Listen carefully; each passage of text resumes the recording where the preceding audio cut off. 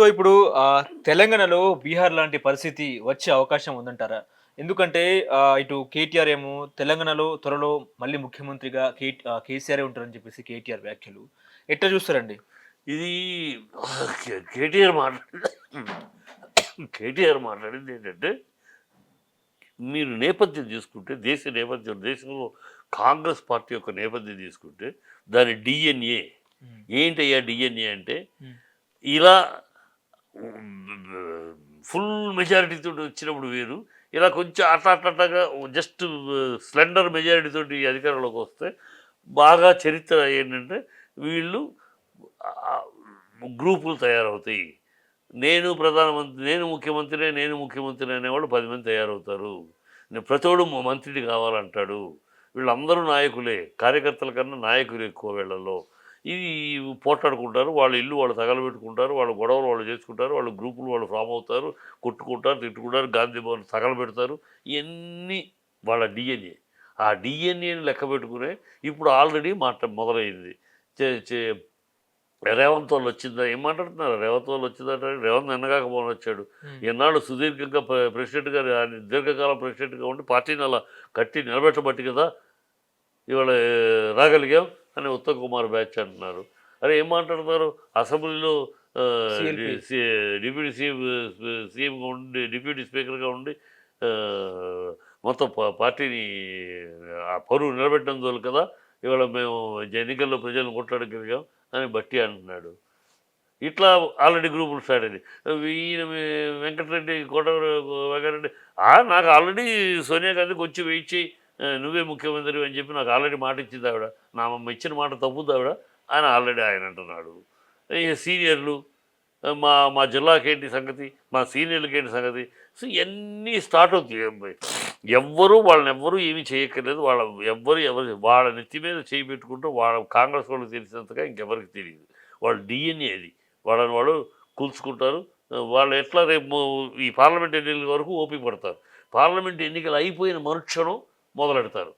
నాకేంటి అని ప్రతోడు. మా 64 ఎమ్మెల్యేలు మంత్రులు కావాలంటారు. ఇవ్వలేరు. సో మొదలవుద్ది. నాకు మంత్రి పదవి లేనప్పుడు నాకెందుకు పార్టీ? వాళ్ళ పార్టీ కోసం నిలబడే సిద్ధాంతం కోసం గ్రూప్ కాదది. వ్యక్తిగతంగా నిలబడేవాళ్ళు. సో నాకు రానప్పుడు పార్టీ ఉంటే ఎంత, ఊడితే ఎంత, నాకెందుకయ్యా? ఇదే మాట్లాడతారు. వాళ్ళ లాంగ్వేజ్ ఇదే.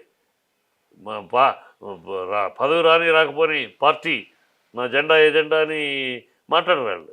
వాళ్ళు నాకొస్తే పార్టీ, నాకు రానప్పుడు పార్టీ ఎందుకు అడుగుంటూ తగలబెట్టమంటే జెండాను కూడా తగలబెడతారు వాళ్ళు. ఆ లైన్ ఆఫ్ థింకింగ్ ఉన్న పొలిటీషియన్స్ కాంగ్రెస్ రాజకీయాలు. కనుక అది ఎక్స్పెక్ట్ చేసి చెప్తున్నాం. ఇప్పుడు జరుగుద్ది. ఏం ఆశ్చర్యపడక్కర్లేదు. ఏప్రిల్ తర్వాత, after all hardly 100 days, April తర్వాత మనం చూడలేనన్ని విన్యాసాలు చూస్తాం. చూడలేని రోజుకొక నాటకం చూస్తాం.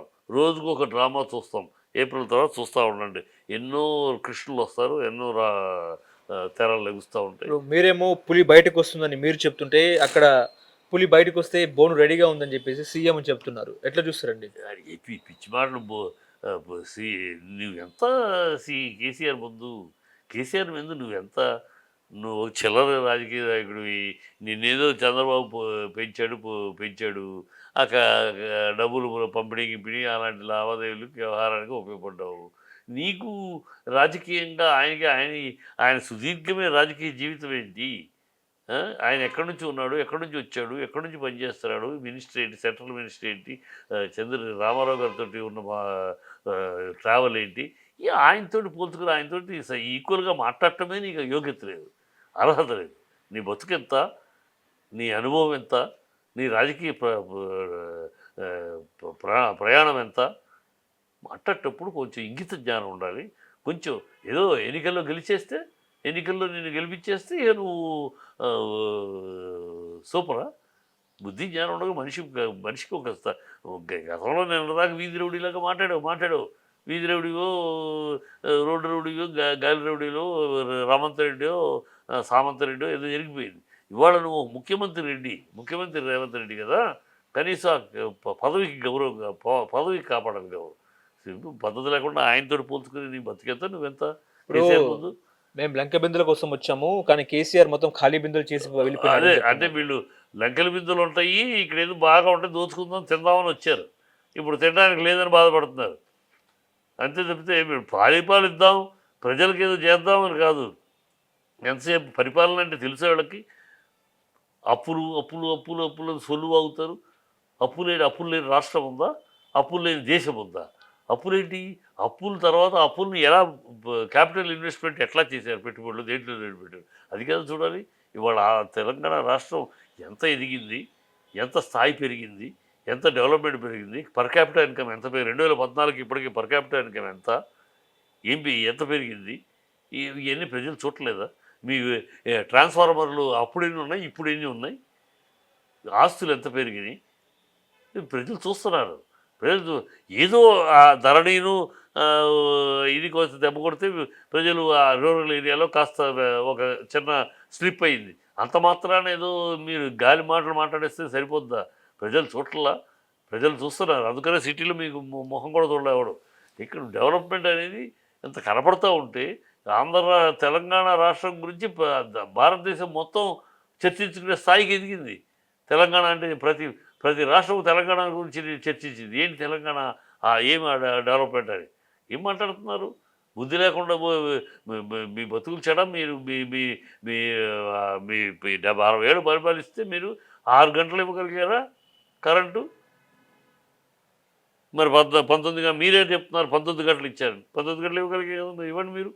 మీకు చేత కాదు. పరిపాలన చేత కాదు. పరిపాలన చేత కాదు. అప్పు ఎందుకు చేసి అప్పు చేస్తారయ్యా. ఒక నిత్యావసరం ప్రజావసరమైన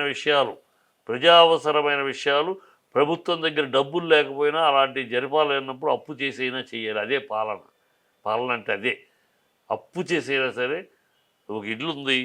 ఆఫ్టర్ ఆల్ ఇల్లు అయినా సరే ఇంట్లో నలుగురు బిడ్డలుంటే ఆ నలుగురు బిడ్డల్లో ఒక బిడ్డకి ఒళ్ళు బాగాలేదు అంటే డబ్బు లేదని హాస్పిటల్ తీసుకెళ్ళా ఉండరు. హ్మ్. అప్పు చేసైనా తీసుకెళ్తారు. అది నిత్యావసరం. అలాగే రాష్ట్రానికి కూడా రాష్ట్ర ప్రజల అవసరాలు ఉన్నాయంటే ఒక ఫ్లైఓవర్ కట్టాలి అర్జెంటు అక్కడ లేకపోతే 6 రోడ్లు జంక్షను ప్రతిసారి రోజు యాక్సిడెంట్లు అవుతున్నాయి. ప్రజలకు ఇబ్బందిగా ఉంది ట్రాఫిక్ అని కట్టాలి. కొన్ని వేల కోట్లు కావాలి. వందల కోట్లు కావాలి. కట్టాలి. ప్రజల ప్రభుత్వం దగ్గర డబ్బు లేదు. అందుకని ఊరుకుంటుందా ప్రభుత్వం? ఖాళీగా చేతులు కట్టుకోదు. డబ్బులు లేవని చేతులు కట్టుకుంటుందా? కూర్చోదు. నిజమైన ప్రభుత్వం కూర్చోదు. అప్పు చేసైనా ప్రజా అవసరకరం కడుతుంది. వీళ్ళకి అవి చేత కాదు కనుక డబ్బులు లేవని కూర్చున్నారు. ఇప్పుడు డ్రామా అదే. అప్పులు అంటే అప్పులు అప్పులైపోయింది అని చెప్పి వీళ్ళు నోటికి నరం లేని నాలుకతోటి ఇష్టం వచ్చిన వాగ్దానాలు చేశారు. ఏది చేయించలేరు. ఆల్రెడీ 50 రోజులు అయిపోయింది. ఏమి చేయలేరు, పీకలేరు. దానికి ముందస్తుగా ఖజానాలో డబ్బులు లేవు. అందుకని చెప్పడం కోసం ముందస్తుగా ప్రిపేర్ అవుతున్నారు. ప్రజలు డైవర్ట్ చేయడానికి అయితే ప్రజలే అమాయకత్వంగా లేరు, అప్రమత్తంగా ఉన్నారు. అడుగుతున్నారు. ఇప్పుడే నిర్ణయిస్తున్నారు. కరెంట్ బిల్లు కట్టడానికి అడిగితే తంతానికి వస్తున్నారు ప్రజలు. ఇప్పుడు బీఆర్ఎస్ అధికారంలో ఉన్నప్పుడేమో తెలంగాణ రాష్ట్రానికి 12,000 కోట్ల పెట్టుబడులు వస్తే కాంగ్రెస్ ప్రభుత్వం ఏర్పడి నెల కూడా కాలేదు. అప్పుడే 40,000 కోట్ల పెట్టుబడి వచ్చిందని చెప్పేసి కాంగ్రెస్ నాయకులు చెప్తున్నారు. నిజమే అంటారా? చెప్పే నాయకుడికి బుద్ధి జ్ఞానం ఉందా? వాడు పెట్టుబడికి ఎంఓఈకి సంబంధం తెలుసు వాడికి. చెప్పిన సన్నాసి ఎవడో రాజకీయ నాయకుడు ఎవడో కాంగ్రెస్ నాయకుడు వాడికి ఒకసారి వెళ్ళి మళ్ళీ చదువుకో. మంత్రులే చెప్తున్నారు. మంత్రులే చదువుకోవాలి. ఇది డావోస్ అగ్రిమెంట్ గతంలో చంద్రబాబు కూడా అరచేతిలో వైకుంఠం చూపించాడు. హ్మ్. ఫారెన్ టూర్స్ వెళ్ళేసేసి దావోస్ వెళ్ళేసేసి 3,00,000 కోట్ల పెట్టుబడులు వచ్చినాయి అని చెప్పి చూపించాడు. ఎక్కడికి వచ్చినాయి? ఎంఓయూలు అది చేసుకొచ్చేసి వచ్చేసి అని చెప్పేశాడు. ఆఖరికి వచ్చేటప్పటికి 80,00,000 కూడా రాలా. 80,00,000 పెట్టుబడి కూడా రాలా. ఈ డ్రామాలన్నీ ప్రజలు చూశారు. ఇప్పుడు చంద్రబాబు శిష్యుడు కదా, మళ్ళీ సేమ్ డ్రామా రిపీట్ చేస్తున్నాడు రేవంత్ రెడ్డి. వెళ్ళొచ్చాం, ఇది అయిపోయింది. ఆయన అందుకనే దావోస్ పెట్టుకున్నాడు ఇమీడియట్గా. ఎందుకంటే చంద్రబాబు శిష్యుడు, అక్కడ చంద్రబాబు ఫ్రెండ్స్ ఉన్నారు. సో వాళ్ళతో మళ్ళీ సేమ్ ట్రాక్లో ఒక డ్రామా ట్రాక్లో అగ్రిమెంట్లు ఎంఓఎస్లు కట్టలు ఉంటాయి. ఇవన్నీ ఇంప్లిమెంట్ అయితేనే MOs is not confirmed investment. MOs is only ఇది అండర్స్టాండింగ్ అంతే. అది ఎంఓఎస్ అంటే మినిమం అండర్స్టాండింగ్ ఇదే తప్పితే అదేమి కాంక్రీట్ మస్ట్ అండ్ షుడ్ కాదు. అవన్నీ దారికి వచ్చేటప్పటికి వీళ్ళ కమిషన్లు, వీళ్ళు అడిగే కమిషన్లు ఇవన్నీ చంద్రబాబు దగ్గర ఎందుకు ఫెయిల్ అయినాయి? వాళ్ళు వస్తారంటే వీళ్ళ కమిషన్లు వీళ్ళు అడిగేటప్పుడు ఆ కమిషన్లు మీకు ఇంత కమిషన్లు ఇచ్చి అక్కడ పెట్టుకుని మాకు అంత అవసరం లేదని వెనక్కి పోయారు ఎవరికాళ్ళు.